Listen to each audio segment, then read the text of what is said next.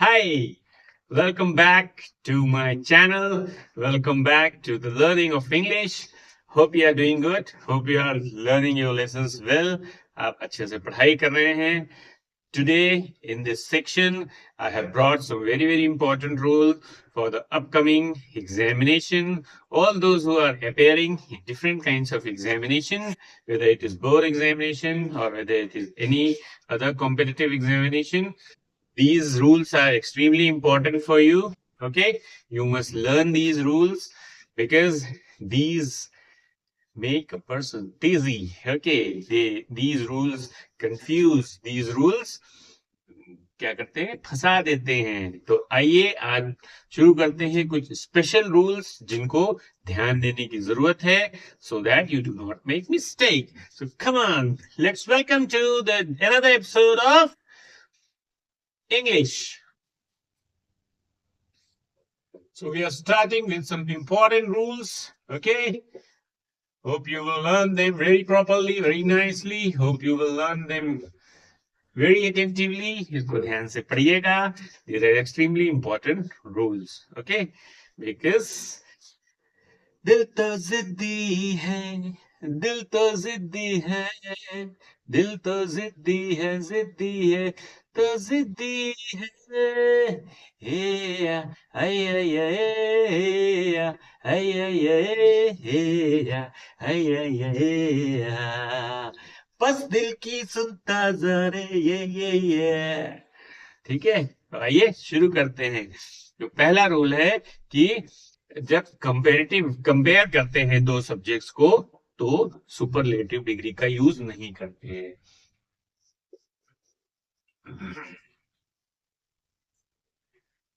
For comparing two subjects, when only two subjects are compared, ठीक है, use comparative degree.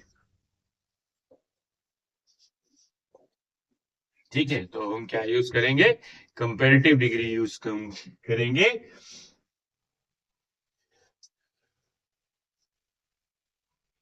Superlative नहीं. जैसे कुछ लोग लिख देते हैं, she is the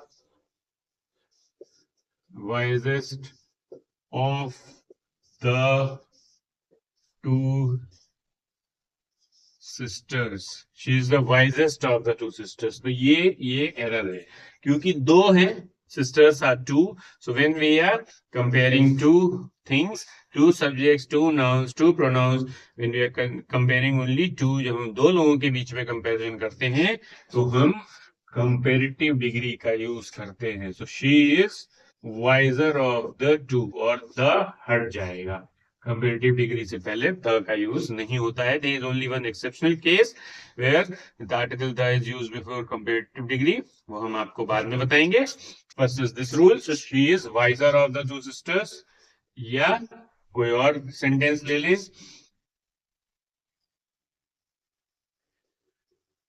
Anuj is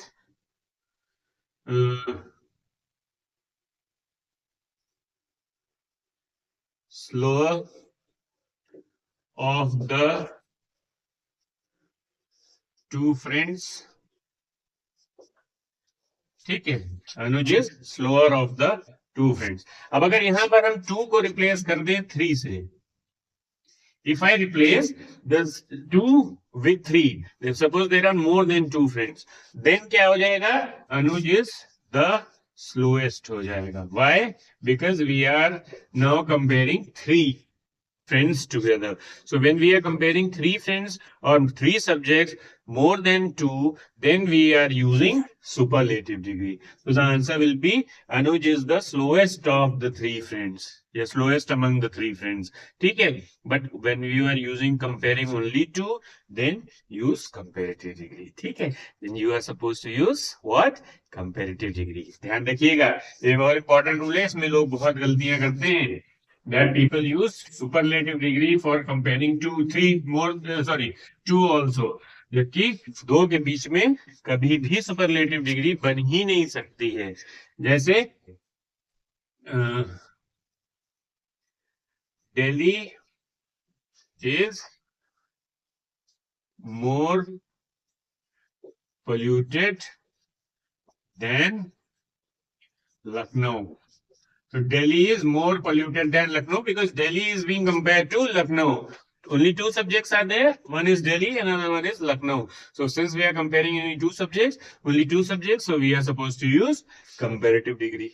More का use किया गया है, ठीक है? So never use superlative degree. I hope now this rule would be clear to you. Now let's move towards the next rule.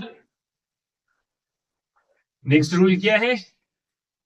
तो अगर आप जिद पे अड़ जाइए, बिल्कुल तय ही कर लीजिए कि अब तो मुझे करना है, it is never sorry now और नेवर सिनेरियो अगर है, then if you practice, if you work hard, if you determine that yes I have to do it and I have to do it at any cost, अब तो मैं ही करके रहूंगा, then you can definitely do it, ठीक? Now the next rule is adjectives should be correctly compared with nouns.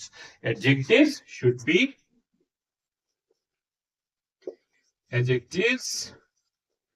D-names बोलते हैं. Adjectives should be correctly compared with nouns. कैसे? अब अगर हम लिखें, जैसे अगर हम सेंटेंस लिखें, कोलकाता's weather is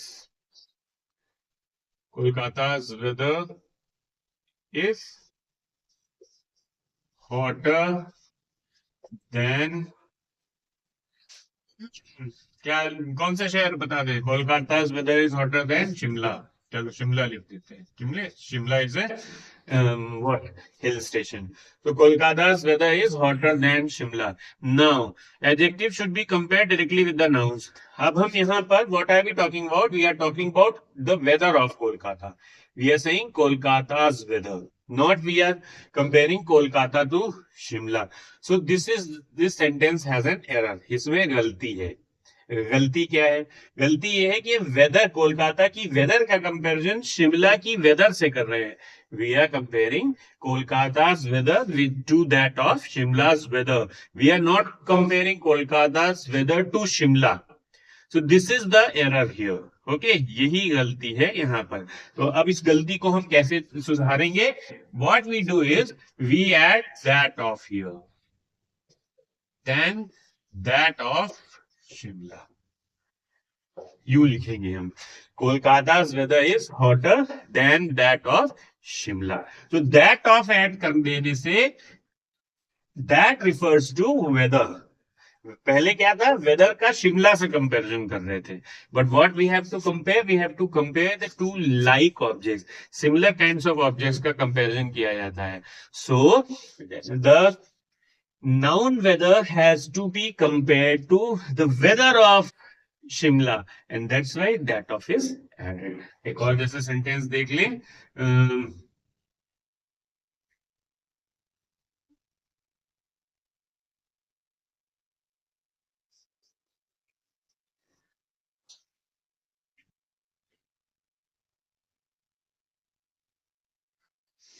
और क्या देखें? पोल्यूशन देख लें.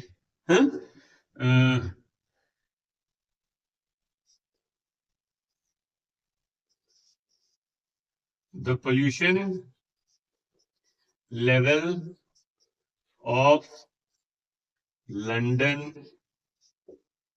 is higher than that of कहां से कंपेयर कर लें? कोई सिटी बताओ अच्छा सा. इंदौर लिख लेते हैं. चलो, इंडियाज क्लीनेस्ट सिटी है ना. Indore has been recorded regularly for 3 continuous years the cleanest city of India. Okay, so the pollution level of London is higher than that of Indore. So now we are comparing pollution level. That's why we are using that. अगर हम लिखते हैं the pollution level of London is higher than Indore, दो गलत हो जाएगा. ठीक है, लंदन नहीं हायर है, पोल्यूशन लेवल हायर है. So the pollution level of London is higher than that of Indore. This that of के ऐड करने से the comparison is directly made to the noun और the adjective which it is compared to. ठीक है, समझ में आया? तो दैट ऑफ का यूज जरूर करिए. I hope you understood. क्या एक और सेंटेंस की जरूरत है? Is there any other need of any third sentence? Third sentence देख लो. अच्छा,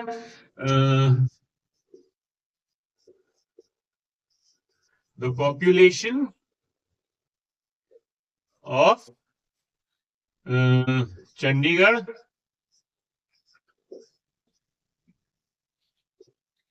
is higher than, अब क्या करेंगे? दैट ऑफ लगाएंगे. The population of Chandigarh is higher than that of Kanpur. ठीक, तो population is compared to the population of Kanpur, so we add that of. That of का यूज करते हैं because we are comparing population, we are not comparing Chandigarh or the population of Chandigarh to Kanpur. We are comparing population of Chandigarh to the population of Kanpur. So we are supposed to use that of with this. I hope you understood. समझ में आया? ये बहुत important है, इसको add कर. ठीक, अब move on to the next rule. Let's see what is the next rule, guys. अगला रूल देखते हैं. आई होप समझ में आ रहा होगा अच्छे से. हाँ? अब नेक्स्ट रूल ये है जो not only but also use होती है conjunctions. Not only but also, not only but also का यूज किया गया. Not only he admitted mistake but also he felt sorry for it. ठीक है, तो इस तरीके से जो नॉट ओनली बट ऑल्सो का यूज होता है, the verb agrees with the second और द नियरेस्ट सब्जेक्ट. ठीक, नॉट ओनली बट ऑल्सो में क्या है? Verb agrees with the second और नियरेस्ट सब्जेक्ट. अब वर्ब एग्रीज का मतलब क्या होता है कि सब्जेक्ट के अकॉर्डिंग वर्ब को यूज करना. वर्ब एग्रीमेंट का क्या मतलब है? Verb agreement means that the verb should be correctly use according to the subject. जो सब्जेक्ट है उसी के अकॉर्डिंग वर्ब का यूज होना चाहिए. That is the meaning of agreement of the verb with the subject. So क्या लिखा है? Verb agrees with the second और द नियरेस्ट सब्जेक्ट. अब सेंटेंस देख ले कैसे सेकेंड या नियरेस्ट सब्जेक्ट के अकॉर्डिंग यूज होती है. देखिए, अगर सेंटेंस है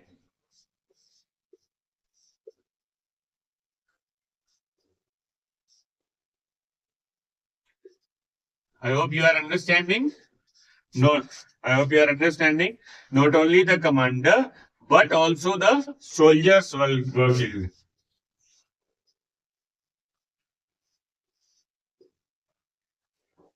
But also the soldiers were killed.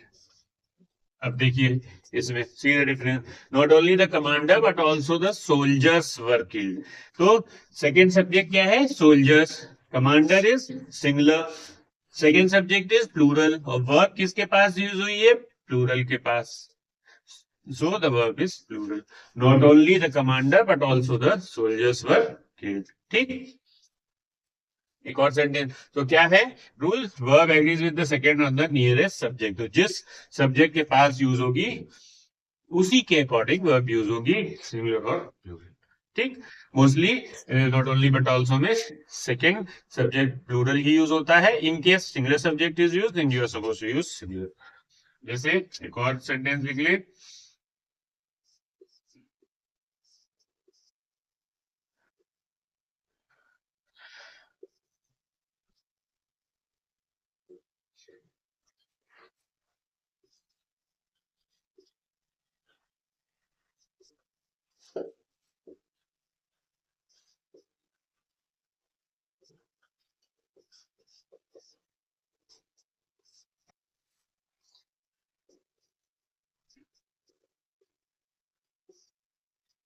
Like this.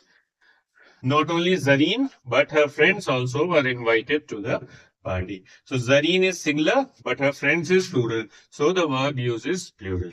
ठीक. So the verb has to be written according to the nearest subject. ये ध्यान रखिएगा. The verb will always be used according to the nearest subject. ठीक. समझ में आया? Is there any need of any other sentence? So the verb, जिस subject अगर मान लो दोनों सिंगुलर ही यूज किए जा रहे हैं,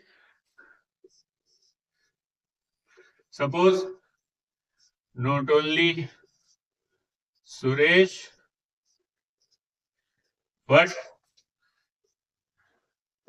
his friend Lokesh also was awarded. अब क्या है, फ्रेंड लोकेश सिंगुलर है तो हमने क्या यूज किया, was यूज किया. So the verb has to agree with the second subject और नियरेस्ट सब्जेक्ट. बार बार हम कह रहे हैं ये कि जिस सब्जेक्ट के पास यूज हो रही है उसी के अकॉर्डिंग यूज होगी. So not only Suresh but also his friend Lokesh was awarded. अब सुरेश तो सिंगुलर था ही, Lokesh is also singular, so the verb uses singular. समझ आई? बुझे? बुझे कि नहीं बुझे जनाब? ध्यान से सुनिएगा, ध्यान से पढ़िएगा. जे ठीक है.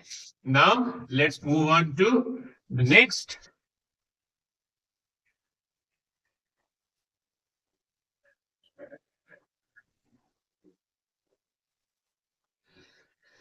Now the next rule of today is कि noun or pronoun when we are using it with participle, ठीक है, वो participle के साथ में यूज होना चाहिए. जैसे वो rule is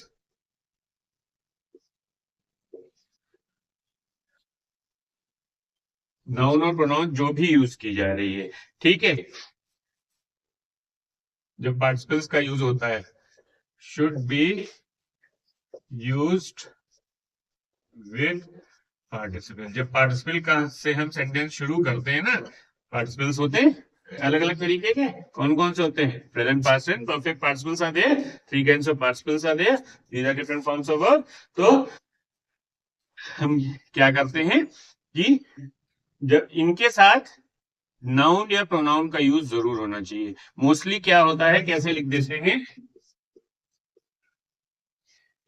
specially being present participle के केस में, being a holiday I enjoyed a movie. Being a holiday I enjoyed a movie, mostly हम ये लिखते हैं. अब इसमें मिस्टेक क्या है, नाउन और pronoun should be used with participle. तो ये जो पार्टिसिपल यूज हुआ है इसके अकॉर्डिंग जो ये उसके बाद नाउन या प्रोनाउन आ रही है, ठीक है, ये after the use of this participle whether noun और प्रोनाउन इज यूज. अगर नाउन यूज है तो इसके लिए हॉलीडे क्या है, holiday is a non living thing. Non living thing के लिए प्रोनाउन क्या यूज होती है, इट. तो यहां पर क्या होगा, इट का यूज हो जाएगा, ठीक है. तो बी जो है ये स्मॉल हो जाएगा. So क्या होगा, it being a holiday, I enjoyed a movie. This is a very, very common error made by the students, that when they use being, when they make use of the present participle, at times they forget using noun or pronoun in the beginning. शुरुआत में use करना भूल जाते हैं, वो use जरूर करना है. जैसे एक सेंटेंस और देख लें.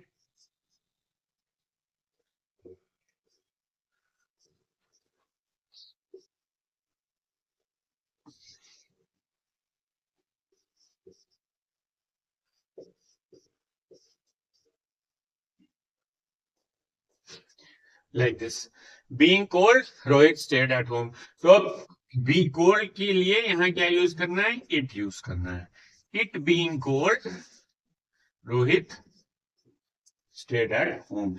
अच्छा, परफेक्ट पार्टिसिपल यूज करते हैं तो नहीं, लेकिन जब प्रेजेंट पार्टिसिपल का यूज करते हैं तो बीइंग से पहले we are suppose to put a noun और जो भी आ रही है उसके बाद जिसके बारे में डिफाइन किया गया है इस क्लॉज में, उसी केवल लिए एक नाउन या प्रोनाउन का यूज करना है। समझ में आई बात?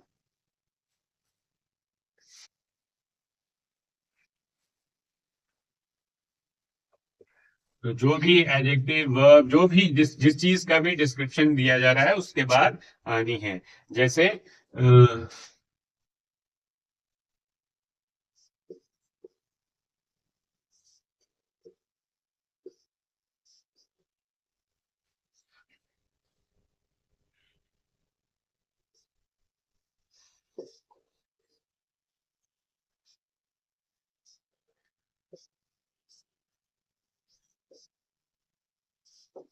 जैसे ये सेंटेंस है, बीइंग लेजी ही केप्स स्लीपिंग होल डे। तो कौन है लेजी? लेजी किसके लिए यूज किया जा रहा है? ही के लिए यूज किया जा रहा है, तो हम क्या लिखेंगे? He being lazy kept sleeping whole day. ध्यान रखिएगा, ये जो लिखा हुआ है नाउन और प्रोनाउन शुड बी यूज, तो हमने क्या यूज किया? प्रोनाउन यूज की। ठीक है, या नाम बोलना, Anuj being lazy he kept sleeping whole day. समझ में आया? ये जरूर है, बहुत इंपॉर्टेंट रूल है। अगर ये आप नाउन या प्रोनाउन यहां पर मिस कर देंगे in the use of the present participle, then this sentence will be grammatically wrong, ये कट जाएगा। ऐसे कौन सी मूवी सलमान खान ने से किया था? ध्यान नहीं है, किसी ने किया है। ठीक है, you are suppose to do that. Understood? So that's all with the today's section. Keep coming back to my channel. There are some more important rules, very important ones, जो students को competitive examinations में फंसा देते हैं. So keep coming back to my channel and keep learning with me. Do like, subscribe and share also if you are getting benefited. आपको फायदा हो रहा है, दूसरों की भी हेल्प करिए और मेरी भी मदद हो जाएगी, and I would be very thankful to you for that. Thank you very much. That's all. Good day. Bye.